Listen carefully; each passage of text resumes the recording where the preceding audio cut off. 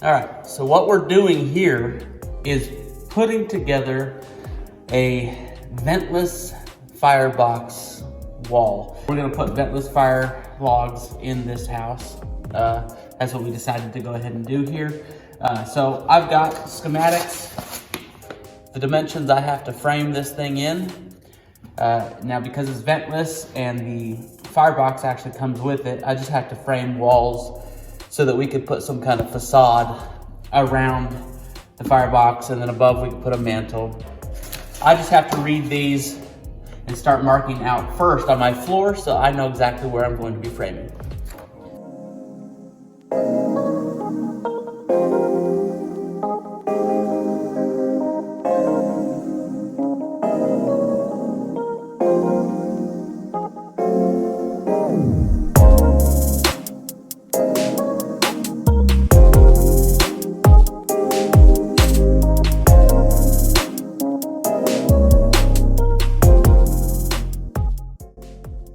This mark here represents the center line between this window and this window. That way when I frame in the fireplace, it is exactly center in between those two windows.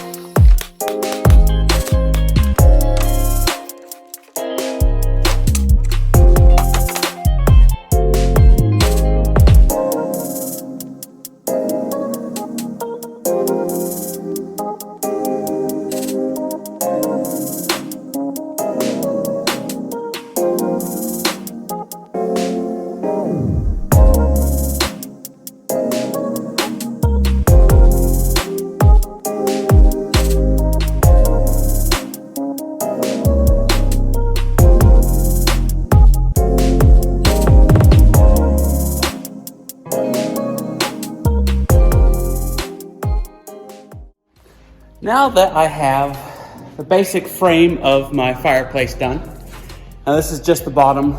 Once I have it all walled off with some OSB, I will continue on with some studs from the top all the way to the ceiling. But first, I want to box this thing in. The fireplace that we bought has a 0-inch heat tolerance. So what that means as far as framing and building this thing is that I can slide this thing in. It could be completely perfect fit, and I don't have to worry about heat escaping, causing a fire. So what I'm doing first is I'm going to cut a piece of my zip system sheathing for the bottom, and then I'll continue on and wrap the outside, both sides, the front and the top. I'll still need to throw in some horizontals up top to catch that entire piece of OSB. But before that, I'll go ahead and slide one on the back end and attach it to the back side so that this thing will be completely closed in.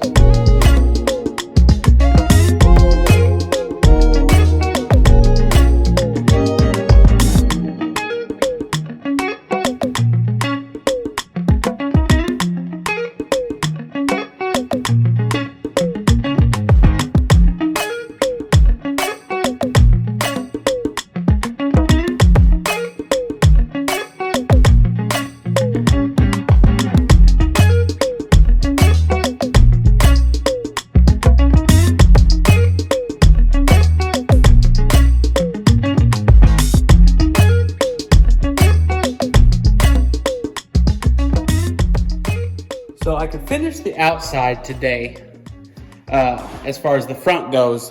But before I do anything else on the inside, I'm gonna need to get some insulation and bury it in this wall along the entire back. I also need to throw in on each side a piece of sheetrock backer or dead wood. Kind of depends on who you talk to, I guess, on what it's called. But I want to insulate these walls, and I want to go ahead and throw another piece of OSB along the back side of this entire unit. That way, inside here, when the fireplace comes and sits inside, it'll slide in just perfect. The face will come in, it'll meet the OSB, and then I'll be able to put brick facade or something on the outside so that it all looks pretty and it matches. This company came today. When they come and do their stub out, it'll be inside the box, either here or on the other side. They said they'll just decide when they do it. They'll bring the unit. I don't have to install it. They will. So that'll be kind of nice. Something less that I don't have to do. Anyways, so let's finish up the front side and we'll be done for the day.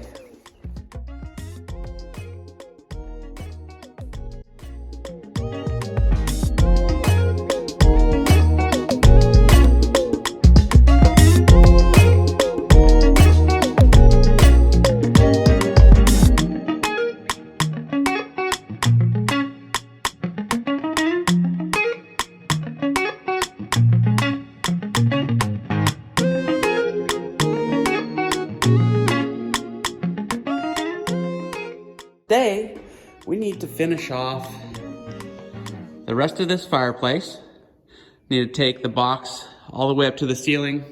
I didn't do it yesterday because I didn't have any 104 5/8 studs. I only was working with what I had, so I built what I could, and I'll continue on from there.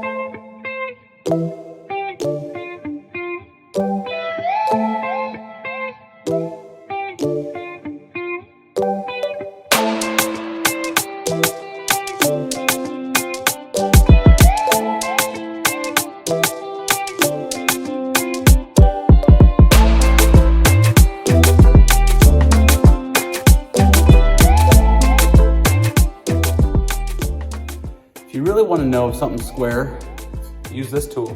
It's called the carpenter square. Carpenter square. I'm really bad with words sometimes. Anyways, a lot of people will use this to cut their stair treads.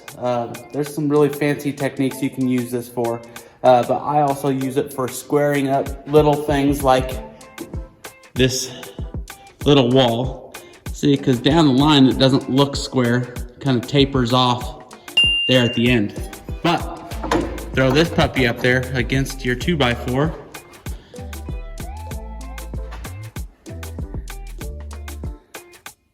No gaps.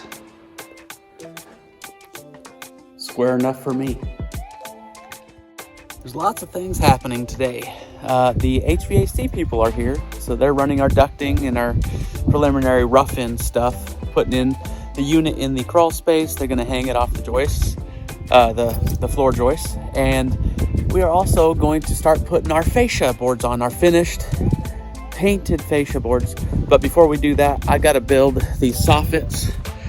I gotta throw in some soffit blocking up in that area. And I'll take you over here so you can kind of see what that will look like when it's done.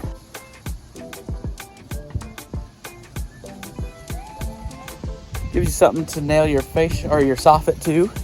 And so once we get that done, we're gonna put our fascia on and get ready for our roofing. That gets delivered on Saturday, so next week we will have a full roof, completely done, flashed, ready for gutters, and I'll start putting siding up. So super exciting. Let's get to it.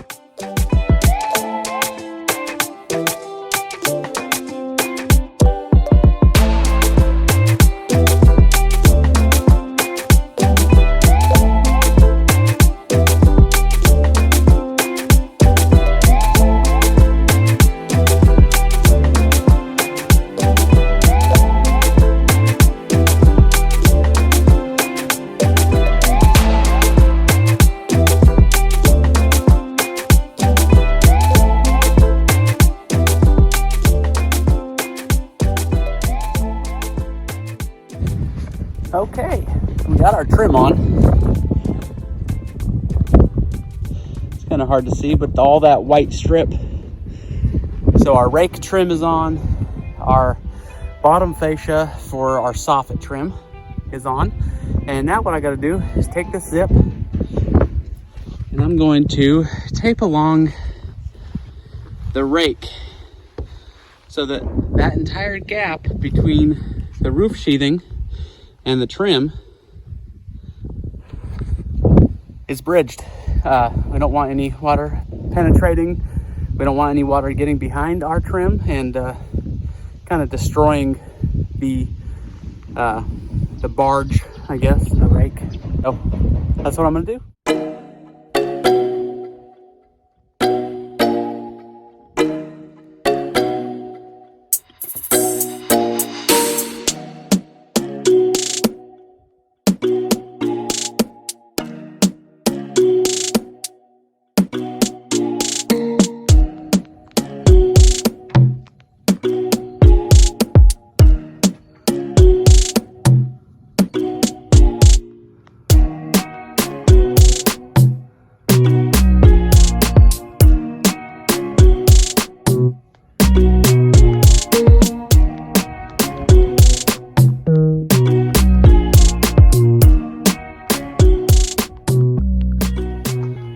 We still have a few things left to do as far as the trim goes. The windows went perfect. What we did was pre-built all of our windows. We Craig jigged the back. I threw caulking in between each of them as I put them together, squished it out. I still have to caulk around, paint it all. Obviously, you have to seal all of these live edges.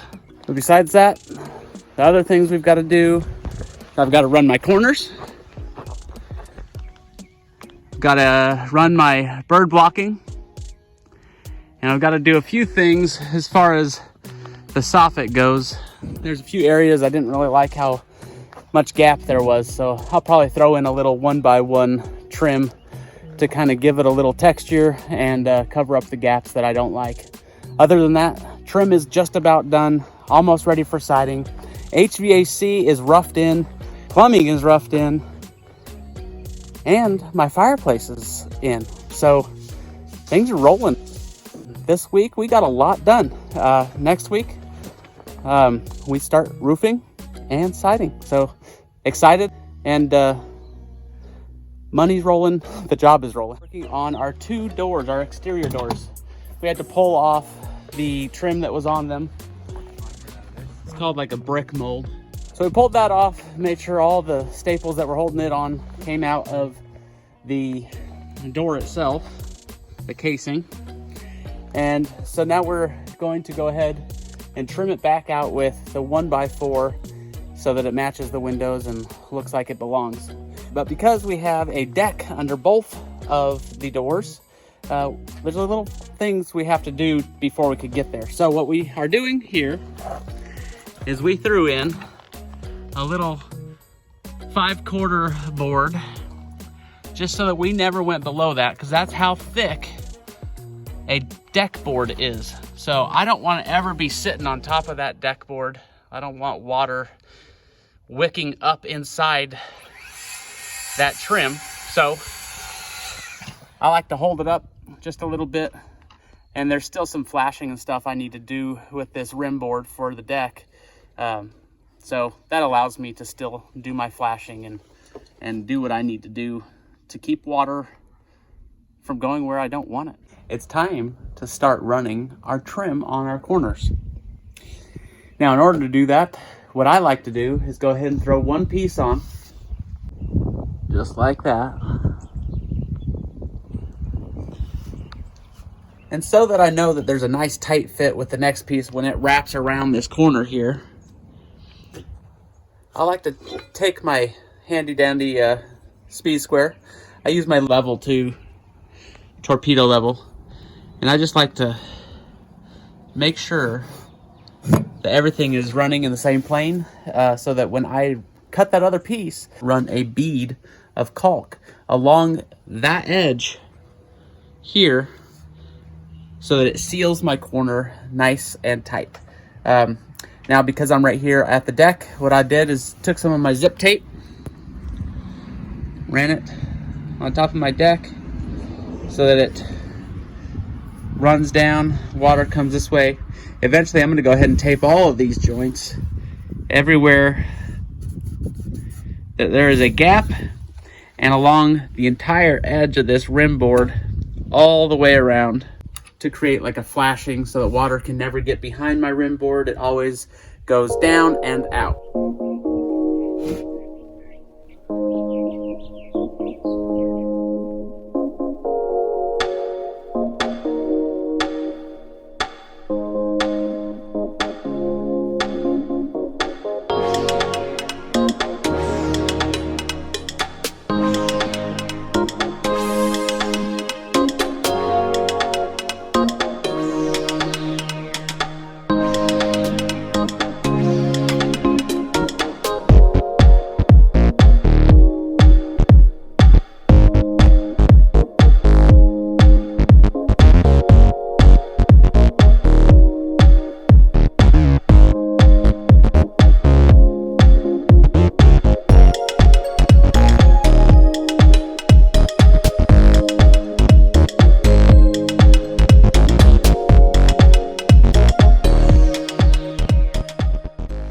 I've had a great week. It's been a great time on the job. If you've enjoyed yourself, give us a thumbs up, like our channel, subscribe, so you can continue following our journey with this spec home. Thanks.